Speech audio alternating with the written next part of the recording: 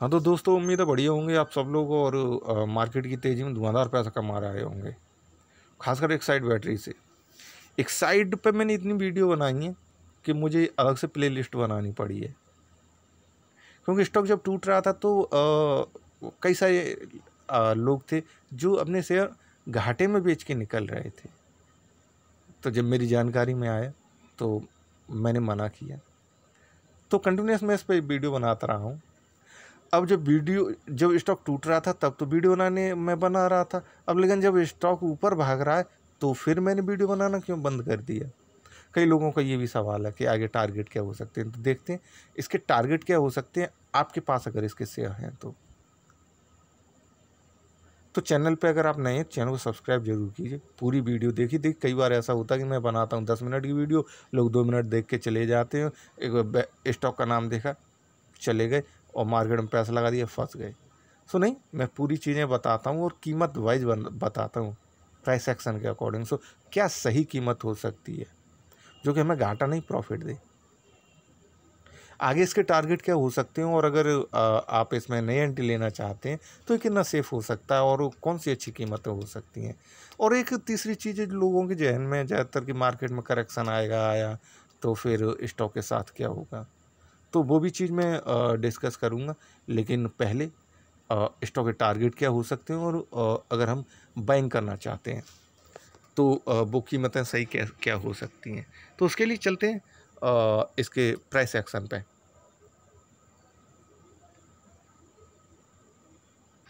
ये इसका 1 साल का प्राइस मूवमेंट है। आज का 219 52 वीक का है, 219 रुपया है। आज इसमें 4.5% की तेज़ी थी। लोग कह सकते हैं कि सर्किट लग गया। तो ये जो तेज़ी थी बैटरी में, स्टॉक में, मार्केट की तेज़ी को अलग हटाते हैं हम। स्टॉक में जो तेज़ी थी, मैंने जो पहले वीडियो बनाई थी, मैंने बताया था कि भाई देखिए, अगर आपके पास शेयर हैं, लास्ट वीडियो में, अब एक तो नहीं बनाई है, लास्ट वीडियोज़ कह सकते हैं कि आपके पास शेयर है मत बेचिए जब तक ये स्टॉक यहाँ पे जो हर्डल है इस कीमत से नीचे नहीं जाता।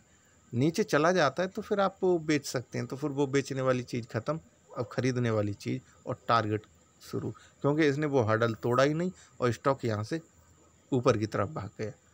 तो ये जो चीज़ है, मतलब मेरे चैनल पे जितने भी स्टॉक्स पड़े हैं, वीडियो पड़ी हैं, सारे 100% जाते हैं। ऐसा नहीं कोई 99% भी जाता हो। एक भी वीडियो या स्टॉक ऐसा नहीं है जो बेकार का हो। सारे काम के सारे स्टॉक अपने टारगेट गेन करते हैं। तो इसके लिए टारगेट पहला क्या हो सकता है, देखिए अगर आपके पास पहले से शेयर है तो बहुत अच्छी बात है। अगर आप, मैंने बताया हुआ, आपने निचली कीमतों से स्टॉक को ख़रीद के रखा है तो इसके लिए पहला इसका टारगेट होगा 199 रुपया। 199 रुपया या 198 रुपया आप देख सकते हैं। अब ये 198 रुपया कहाँ से आया, या 199 रुपया टारगेट कहाँ से आया। तो देखिए, जिस तरह से यहाँ से अपने बॉटम को सालाना प्राइस मूवमेंट लगाया मैंने, सालाना प्राइस मूवमेंट में जो इसका लो था, इससे पहले मैंने आइडिया पे वीडियो बनाई थी तो उसमें मैंने बताया था कि स्टॉक किस तरह से डाउन ट्रेंड में चला गया। अब मैं एक साइड पे बना रहा हूँ तो एक साइड डाउन ट्रेंड में नहीं गया, एक साइड सालाना बेस पे उसका जो लो था 153 रुपया, इसे इसने छुआ भी नहीं, इससे पहले ही वो ऊपर रिवर्सल ले गया। इससे पहले 156 रुपया पे 3 रुपये ऊपर ही वो ऊपर मूव कर गया,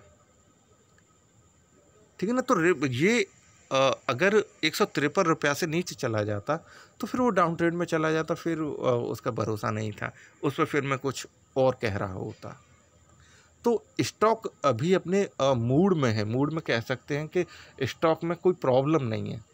जब प्रॉब्लम ही नहीं है तो फिर स्टॉक टारगेट ही देगा ना। मार्केट में जो फ्लैक्चुएसन है उसका अफेक्ट थोड़ा सा ज़रूर पड़ सकता है, या बैटरी इंडस्ट्री में जो भी प्रॉब्लम आ रही है उसका अफेक्ट पड़ सकता है। तो पहला इसका टारगेट आता है निकल के, जो इसका हाई था जो इसने जून में बनाया था। अब जून में जो हाई बनाया था उसके बाद से इसमें जो प्रॉफिट बुकिंग हुई, अब प्रॉफिट बुकिंग ही है, नॉर्मल प्रॉफिट बुकिंग, कुछ नहीं खास, कुछ नहीं।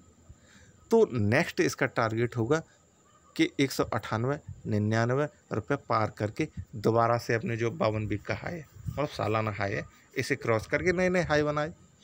बेहतरीन स्टॉक है, लीडिंग कंपनी है, तो फिर स्टॉक को तो केवल 100 रुपये पे नहीं 200 रुपये 300 रुपये 400 रुपये 500 ऐसे करके मूव तो करना ही होगा ना। तो पहला टारगेट 198 रुपया आप यहाँ समझ सकते हैं। दूसरा 198 रुपया स्टॉक ने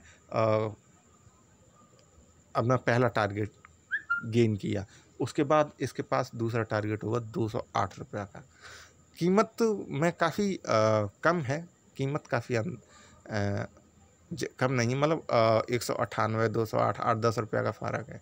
आप कहेंगे दूसरा पहला टारगेट तो इतना बड़ा है लेकिन दूसरा छोटा है, उसका कारण है। अब हर एक चीज़ का कारण होता है यहाँ पे। अगर हम प्राइस एक्शन पे बात करते हैं कि जब ये अपने 52 वीक का हाई बनाने जाता है नया, तो ज़्यादातर स्टॉक ऐसे होते हैं कि वो उससे पहले ही वापस आ जाते हैं। अब ये स्टॉक किस तरह से डील करेगा, वहाँ तक जाएगा, वहाँ से वापस आ जाएगा या फिर वहाँ से ऊपर चला जाएगा, ये देखने वाली बात होगी। लेकिन हमें दूसरा टारगेट 208 रुपया या 210 रुपया जो भी लेना है उधर से हम कैच कर लेंगे और निकल जाएंगे। 2 टारगेट अपने हो गए।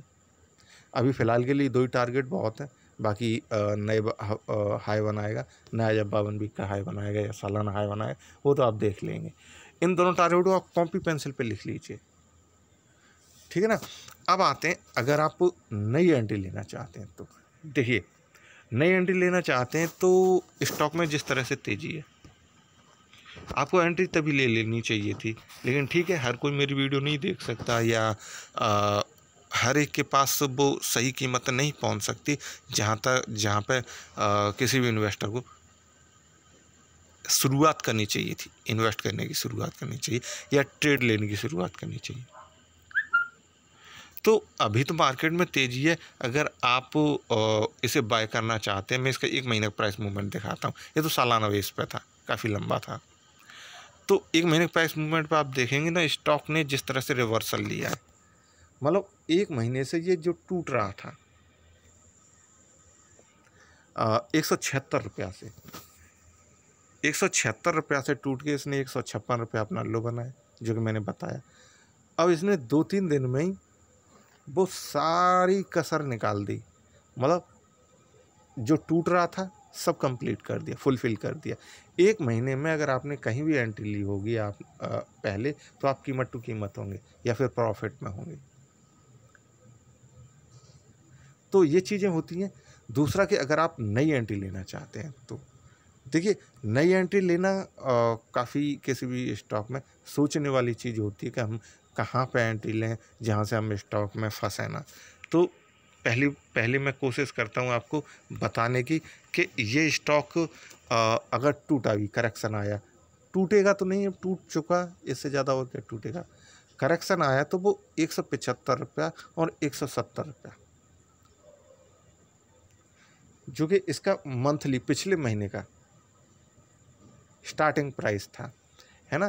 तो आप वो चीज़ देख सकते हैं, 175 रुपया, केवल 175 रुपया नहीं, अगली भी मैं कीमत बता रहा हूँ, 175 रुपया। दूसरा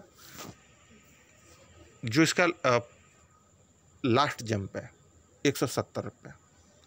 तो ऐसे करके आप 170 रुपया और 175 रुपये के बीच में एंट्री ले सकते हैं, कहीं भी ले सकते हैं, ये सेफ एंट्री होगी।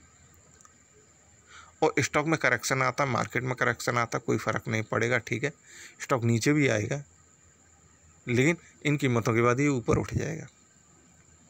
यहाँ पे आप नई एंट्री ले सकते हैं, लेकिन जब आप कोई भी नई एंट्री ले रहे होते हैं तो स्टॉप लॉस मेरी तरफ से तो हमेशा रहता ही है। स्टॉप लॉस को अगर आप लॉन्ग टर्म में भी लेते हैं या शॉर्ट टर्म में भी लेते हैं, तो अगर लॉन्ग टर्म में लेते हैं तो वो 156 रुपये आपको स्टॉप लॉस उस चीज़ का ख्याल रखना। लेकिन अगर आपने शॉर्ट टर्म में इसे लिया हुआ है तो 162 रुपया 60 रुपया मीन्स 10 रुपया नीचे का, क्योंकि ये जंप है। जंप में किसी स्टॉक को ख़रीदना नहीं चाहिए, जंप से पहले ही खरीद लेना चाहिए। अब लेकिन ठीक है, हमें जंप में ख़रीदना है, अपॉर्चुनिटी हमें मिलती है, तो आप 175 रुपये और 170 रुपये के बीच में धीमे धीमे खरीदिए, मीन्स 30-30% करके। नीचे कितना आता है नीचे कितना आता है ये तो देखने वाली बात भी होगी। मैं केवल बता सकता हूँ कि ये 170 रुपया तक आ सकता है अपने पिछले जंप तक। तो आप 30% करके 30% आपने मान लीजिए 175 रुपया पे ले लिया। उसके बाद ये नीचे और गिरता है तो 30% आपने 170 रुपया पे ले लिया। और भी नीचे गिरता है तो लगभग ये 160 रुपया के आपने 30% और ले लिया। तो इस तरह से फ्रेश और सेफ एंट्री हो जाएगी। कीमतों को आप लिख सकते हैं।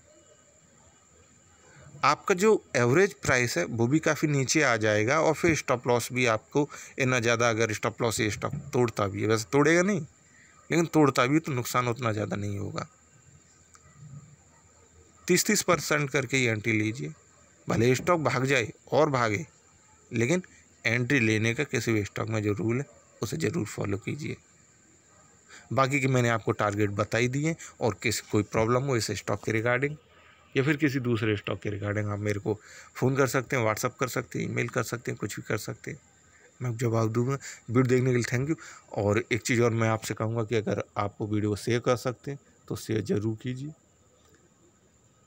व्हाट्सअप ग्रुप हो या फेसबुक है, यहाँ पे जो सोशल मीडिया प्लेटफॉर्म पर जो भी स्टॉक मार्केट या शेयर मार्केट के जो भी ग्रुप्स चैनल्स होते हैं वहाँ पे। तो वीडियो देखने के लिए थैंक यू।